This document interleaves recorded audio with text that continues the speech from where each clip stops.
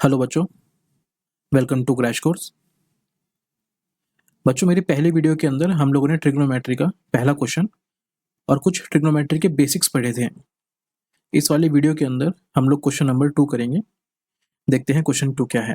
यहाँ पर उसने बोला है in the given figure find tan p minus cot r। ठीक है, तो हम एक काम करते हैं। यहाँ पर पहले tan p और cot r निकालने के लिए यहाँ पर हमको एंगल भी मारना पड़ेगा। तो हम एक काम करते हैं, यहाँ पर लिखा है tan p और यहाँ पर लिखा है cot r। इस tan p का मतलब क्या हुआ कि यहाँ पर ये एंगल p की बात कर रहा है, तो मैं थोड़ी देर के लिए इसको एंगल p यहाँ पर मान लेता हूँ। ठीक है, अब क्या करेंगे, हमको पता है जब यहाँ पर एंगल बनेगा तो ये हो जाएगा एंगल थीटा, और हमको इतना पता है कि एंगल के ठीक सामने वाली साइड को हम परपेंडिकुलर बोलते हैं। तो ये हो जाएगा हमारा हाइपोटेन्यूज और ये हो जाएगा हमारा बेस। अब यहाँ पर हम लोग पाइथागोरस थ्योरम से पहले परपेंडिकुलर को फाइंड कर लेते हैं। ये परपेंडिकुलर तब आया है जब मैंने एंगल p माना है। तो यहाँ पर लगाते हैं पाइथागोरस थ्योरम।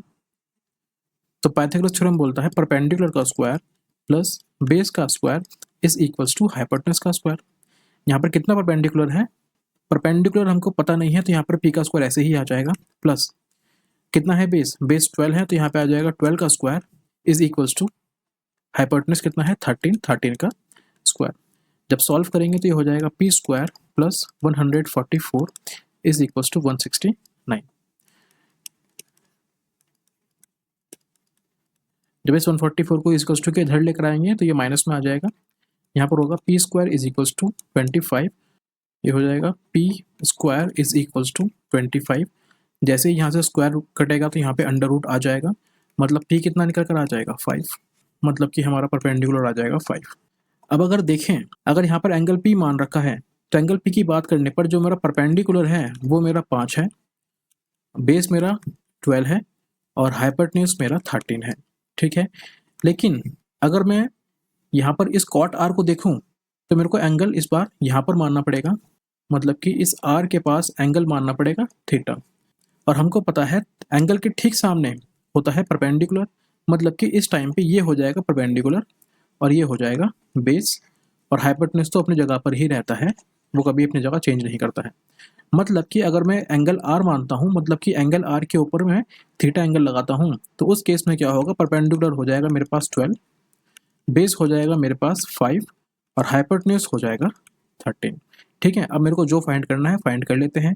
यहाँ पर लिखा है tan p minus cot R. तो यहाँ पर एक फॉर्मूला हमने पढ़ा था कल, पंडित बद्री प्रसाद हर हर बोले। तो हमको पता था कि tan जो होता है वो ये वाला होता है, आखिरी कॉलम जो होता है वो हमारा tan का होता है। तो tan कितना हो जाएगा यहाँ पर, ये हो जाएगा p अपॉन में b, मतलब कि परपेंडिकुलर अपॉन में बेस। और हमको इतना पता है कि जो कॉट होता है वो tan का ही उल्टा होता है, मतलब कि यहाँ पर बेस ऊपर आ जाएगा और परपेंडिकुलर नीचे आ जाएगा। बस अब वैल्यू पुट कर लेते हैं। जब मैंने एंगल p माना था तो एंगल p मानने पर मेरा परपेंडिकुलर था 5, मतलब कि यहाँ पर एंगल p के हिसाब से मेरा परपेंडिकुलर हुआ 5 और p के हिसाब से बेस हुआ मेरा 12।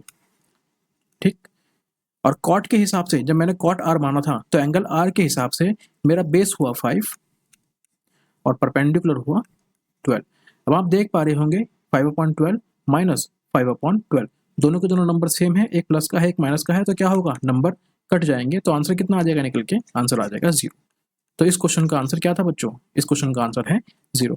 बस आपको इस क्वेश्चन के अंदर इतना ध्यान रखना है, मतलब कि क्वेश्चन हमसे करवाना क्या चाहता है, वो बोल रहा है कि अगर एक राइट एंगल ट्राइंगल है तो यहाँ पर तो 90 डिग्री ही बनता है। आपको इतना ध्यान रखना है कि 90 डिग्री के सामने होता है हाइपोटेन्यूज। ठीक है, और अगर मैं एंगल कहीं बनाता हूँ, सपोज मैंने बोला यहाँ पर एंगल थीटा है, तो एंगल के ठीक सामने जो साइड होगी उसको बोलते हैं परपेंडिकुलर, और जो बची हुई साइड होती है उसको बोलते हैं बेस। सपोज अगर यही केस कुछ इस तरीके से आ जाए कि यहाँ पर मैंने एंगल यहाँ पर बना दिया, तो इस केस में क्या होगा, परपेंडिकुलर हो जाएगा ये, बेस हो जाएगा ये, और हाइपोटेन्यूज हमेशा अपनी जगह पे होता है, मतलब 90 डिग्री के सामने ही हाइपोटेन्यूज हमेशा बैठता है। हाइपोटेन्यूज अपनी जगह कभी चेंज नहीं करता है।